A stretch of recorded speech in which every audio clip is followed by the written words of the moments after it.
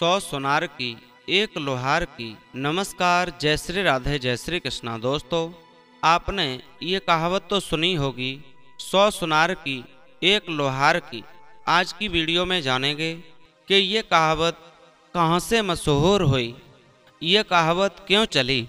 तो आज की वीडियो में आप शुरू से लेकर अंत तक, समाप्ति तक बने रहें। दोस्तों, इस वीडियो की समाप्ति तक हमारे साथ बने रहें, जिससे जो भी छुपी हुई जानकारी है वो आपको प्राप्त हो सके। दोस्तों, आज की इस कहानी से हमें बहुत कुछ सीख मिलने वाली है कि वास्तविक हमारी यह दोस्ती होती है तो उस दोस्ती में हमें दोस्त के साथ दगा नहीं देना चाहिए। कभी भी हमें उस दोस्त के साथ गद्दारी नहीं करनी चाहिए।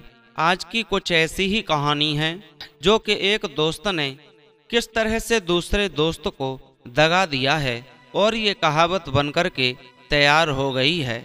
आइए कहानी को शुरू करते हैं। उससे पहले निवेदन है आपसे, आपने अभी तक इस चैनल को सब्सक्राइब नहीं किया तो चैनल को सब्सक्राइब अवश्य ही कर लेना। बेल आइकन घंटी वाला बटन दबा देना। जो भी हम वीडियो अपलोड करें उसका नोटिफिकेशन सबसे पहले आप तक पहुंचता रहे। हो सके तो अपने सगे संबंधी रिश्तेदारों तक इस वीडियो को ज़्यादा से ज़्यादा शेयर करना। तो आइए ज़्यादा समय नष्ट न करते हुए कहानी की ओर ध्यान देते हैं, कहानी सुनते हैं। दोस्तों, प्राचीन समय की बात है। किसी गांव में दो दोस्त रहते थे। एक था सुनार और एक था लोहार। लोहार बड़ा मेहनती और मन का अच्छा था, जबकि सुनार आलसी और मक्कार था। दोस्तों, ये भी बात सत्य है कि दोस्ती, दुश्मनी और रिश्तेदारी, ये तीनों चीज़ें हमें अपने बराबर की ही करनी चाहिए। यदि हम बराबर की न करके इनमें जैसे ही थोड़ा अंतर होता है तो ये तीनों चल नहीं पाते, ज़्यादा दिनों तक टिक नहीं पाते। दोस्ती, दुश्मनी और रिश्तेदारी। बता दूं, दोस्ती बराबर वाले की होती है। यदि आप किसी गरीब से दोस्ती करेंगे तो वो दोस्ती ज़्यादा दिन नहीं चलेगी। यदि आप गरीब हैं, कोई धनी आपने देख लिया, उससे दोस्ती करते हैं तो वो दोस्ती भी ज़्यादा दिन नहीं चल पाएगी। वहाँ आपको अपमान का सामना भी करना पड़ सकता है। रिश्तेदारी का मतलब है कि अपनी बेटी की शादी, लड़की की शादी यदि हम कहीं करते हैं तो पहले हमें देख लेना चाहिए ये हमारी बराबरी का है या नहीं। यदि ऐसा नहीं होता तो फिर अंत में वो रिश्ता खत्म हो जाते हैं, वो रिश्ता ज़्यादा दिनों तक टिकते नहीं हैं। उसी तरह यदि हमें दुश्मनी करनी है तो दुश्मनी भी बराबर वाले की होती है, तब हम उससे दुश्मनी निभा पाते हैं। अन्यथा हो सकता है दुश्मन हमारा बलवान है तो हमें किसी मोड़ पर हानि पहुंचा सकता है, या फिर हम दुश्मन से बलवान हैं। यदि कोई आपसे कमज़ोर दुश्मन है तो हो सकता है कि उससे आपकी दुश्मनी करना अच्छा नहीं होगा, क्योंकि हम उसे छोटा समझेंगे और उस पर उस तरह से दुश्मन की तरह वार नहीं कर सकेंगे, तो हमें हो सकता है फिर भी हानि मिल सकती है। लेकिन दोस्तों, जानते हैं कि जो सुनार और लोहार की दोस्ती थी वो वैसे दोस्ती तो थी, लेकिन दोनों में आपस में मेल नहीं था। जबकि सुनार आलसी और मक्कार था। सुनार रोज शाम को लोहार के घर जाता था और इधर की उधर बातें करता और फिर लोहार द्वारा बनाई गई चीज़ों में एक अपने घर के लिए लेकर जाता। बेचारा गरीब लोहार बड़ी मेहनत करके वे चीज़ें बनाता था। सुनार की इस हरकत से उसे बड़ी हानि होती थी, पर दोस्ती और संकोच के कारण कुछ भी नहीं बोल पाता था। दोस्तों, एक दिन लोहार ने दिन भर मेहनत करके एक बाल्टी बनाई। वह बाल्टी बहुत अच्छी बन गई थी। लोहार सोच रहा था कि इस बाल्टी से अच्छे पैसे आएंगे। उन पैसों से बच्चों के कपड़े लाने का विचार कर रहा था। लेकिन दोस्तों, उसका जो दोस्त सुनार था वहाँ पहुँचा। वह बाल्टी उसे भी बहुत पसंद आई।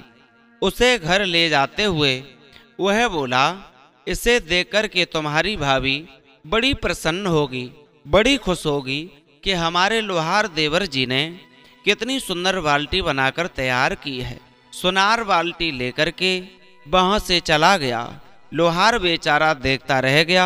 उसके दिल के अरमान अधूरे रह गए। जो बच्चों को उस बाल्टी को बेच करके वस्त्र दिलवाना चाहता था, अच्छे कपड़े दिलवाना चाहता था, लेकिन वो भी नहीं दे पाए। दोस्तों, उसे बड़ी हानि हुई, बड़ा दुख हुआ। उस बाल्टी को बेचकर वह घर में खुशियां लाना चाहता था। वह तो और भी दुखी हो गया। वह देर तक सोचता रहा कि रोज रोज की वह हानि कैसे दूर हो। आखिर उसे एक उपाय सूझ गया। दूसरे दिन सवेरे ही वह सुनार के घर पहुंचा। सुनार बोला, तुम्हारी वह बाल्टी तुम्हारी भाभी को इतनी पसंद आई कि तुम पूछो ही मत। लोहार बोला, मेरी छोटी सी भेंट तुम दोनों को इतनी अच्छी लगी, यह मेरे लिए बड़े आनंद की बात है, बड़े हर्ष की बात है, खुशी की बात है। लोहार की नजरें दुकान पर रखे गहनों पर घूम रही थी। सामने ही सोने का एक सुंदर सा हार भी रखा था। उसमें मोती और हीरे जड़े हुए थे। बड़ी मेहनत से कई दिनों से सुनार ने वह हार बनाया था। लोहार ने वह हार ले लिया और बोला, वाह यार, क्या कहना, तुमने गजब की कारीगरी की है। कितनी बढ़िया हार बनाया है, कितना बढ़िया हार बनाया है। तुम्हारी भाभी को यह बहुत पसंद आएगा। इसे पहन करके वह बहुत खुश होगी। इतना कहकर के वह हार को लेकर के वहां से रवाना हो गया। सुनार न तो उसे रोक सका और न ही वह हार मांग सका। मांगता भी कैसे, क्योंकि वह कई बार उसके लोहार के घर से कई चीजें लेकर के आ चुका था। फिर उन्हें कभी वापस भी नहीं किया था। सुनार उदास होकर के बैठा ही रहा। वह सोच रहा था कि अभी तक कुल मिलाकर के 100 से अधिक की चीजें वह लोहार के घर से लेकर के आया, पर वह लोहार का बच्चा एक ही बार में हजारों का माल ले गया। इसके बाद वह सुनार उस लोहार के घर कभी नहीं गया, वहां से कोई चीज नहीं लाया और उनकी दोस्ती भी समाप्त हो गई। और तभी से यह कहावत चल पड़ी कि 100 सुनार की एक लोहार की। दोस्तों, आप अपनी राय क्या है कमेंट में हमें जरूर बताएं। क्या लोहार ने अपने उस दोस्त सुनार के साथ जो किया, क्या अच्छा किया या बुरा किया? क्योंकि मेरी समझते तो अच्छा ही किया, क्योंकि वो लोहार बेचारा गरीब था, सुनार पैसे वाला था। और जो भी चीजें वो लोहार अपने घर बनाकर तैयार करता, उन्हें बेचना चाहता था, उससे पहले ही वो सुनार उन चीजों को किसी न किसी बहाने से लेकर के आ जाता था। उसे बेचारे को बड़ा दुख का सामना करना पड़ता था। तो एक बार जब उस लोहार ने भी अपने मन में यह सोच लिया कि आज मैं चल कर के उन सब चीजों का बदला लेकर के ही रहूंगा, तो जब वो गया तो उसने वो सुनार के यहाँ से सोने के हार को लिया और लेकर के चला गया। उस दिन उस सुनार को बहुत बड़ा कष्ट हुआ। क्यों कष्ट हुआ? क्योंकि वो एक ही बार में जितनी चीजें वो सुनार लेकर बार बार आया था, उन सब का हर जाना चुका ले गया।